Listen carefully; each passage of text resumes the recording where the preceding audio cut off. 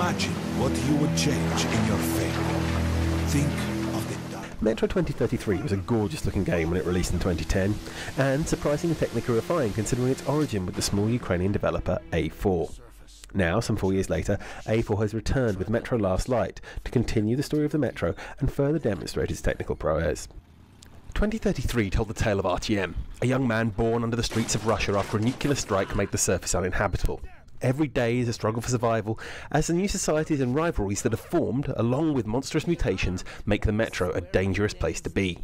Metro Last Light follows soon after the events of 2033, except for me it didn't, as apparently the canonical ending was not the one I chose. It seems the result of the original was meant to be that the Dark Ones, who were the main antagonist, were almost eradicated. So now, in Last Light, RTM has been tasked with killing the few that remain. Heading above ground, the hunt for the last of these creatures begins. RTM is attacked, however, and becomes caught in the fight for his own freedom and to prevent war in the volatile Metro. It is the look and feel of the oppressive underground world that makes Metro Last Light's story so convincing.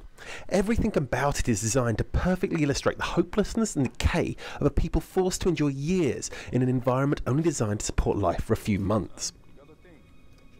Settlements within the Metro are crowded, survivors packed in like rats, struggling to survive conflict within their own ranks and with other settlements. Some of these are peaceful, while others seek to impose their beliefs. Whatever the philosophy, however, each settlement bustles with life, their constant chatter giving texture to the world. For me, it is these that prove the most interesting areas of Last Life, filled with both story and texture. Unfortunately, the density of content in these areas also made them the most prone to technical issues.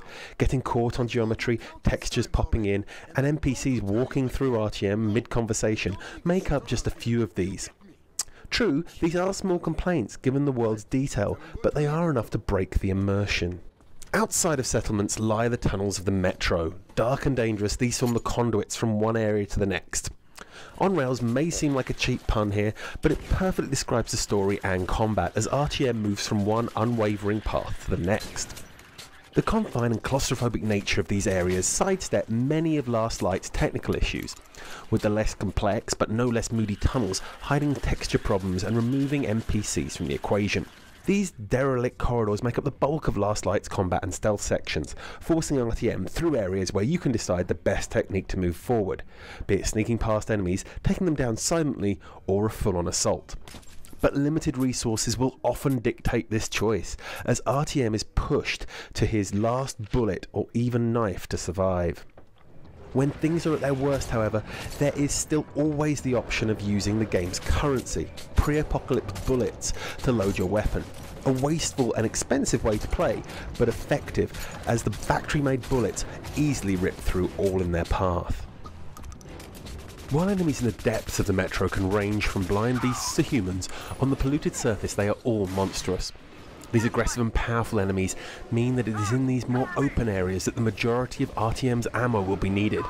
Last Light uses this to fantastic effect, draining resources amassed through the rest of the adventure to ensure there is always a manufactured scarcity. While these areas are more open, the claustrophobia remains. Continued radiation means that gas masks must be worn at all times, and a limited number of filters ensure the clock is always ticking. You can hear RTM's breath in your ears, condensation inside the mask, and cracks appearing with each hit. It is suffocating and adds panic even in these less constrained environments. It is this sense of verisimilitude that is so perfect in Last Light, but it does highlight the fact that the game is still designed for PC.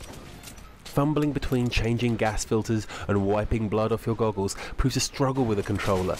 It isn't insurmountable, but when under the clock it proves stressful. Metro Last Light is an exercise in atmosphere, and a very successful one.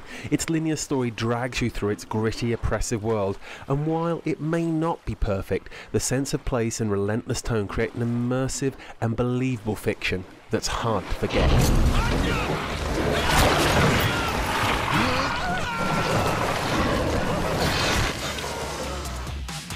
Tune again soon for more reviews, and remember to visit playdevil.com for all of your gaming news.